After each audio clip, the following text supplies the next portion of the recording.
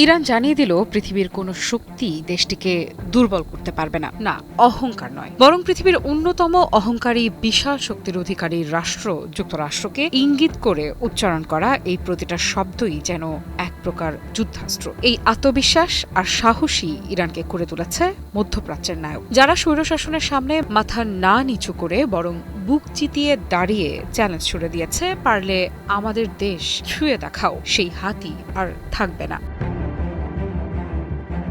কেবল কথার কথা নয়, যুদ্ধের ময়দানে প্রতিটা উচ্চারিত হুঁশিয়ারির যথাযথ প্রয়োগও দেখিয়েছে ইরান। ফলশ্রুতিতে মার্কিন যুক্তরাষ্ট্রের অস্ত্র ভাণ্ডার অর্ধেক উড়িয়ে দিয়েছে এই উদীয়মান শক্তি। এত সাহস আর শক্তি কোথা থেকে পায় এই রাষ্ট্র? দেশপ্রেমী বোধহয় এর একমাত্র উত্তর। সত্যিকারের দেশপ্রেমিকেরা মাথা নোয়ায় না।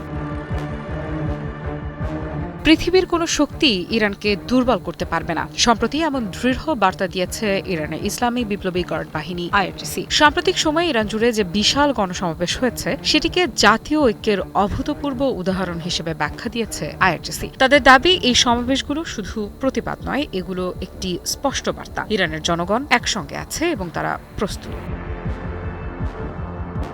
আইআরজিসি বলছে এই অংশগ্রহণ কোনো সাধারণ ঘটনা নয়, বরং এটি দেখিয়ে দিয়েছে চাপ যতই বাড়ুক ইরানের জনগণ পিছু হটবে না। তাদের ভাষায়, শত্রুর সামনে মাথা নত করা এই জাতির স্বভাব নয়। এখানে আরেকটি গুরুত্বপূর্ণ দিক তুলে ধরা হয়েছে। এই সমাবেশগুলোকে নতুন সর্বোচ্চ নেতা মুজতবা খামেনির প্রতি আনুগত্যের প্রকাশ হিসেবেও দেখছে আইআরজিসি। অর্থাৎ শুধু রাজনৈতিক নয়, নেতৃত্বের প্রতি আস্থাও এখানে বড় একটি বিষয় হয়ে উঠেছে।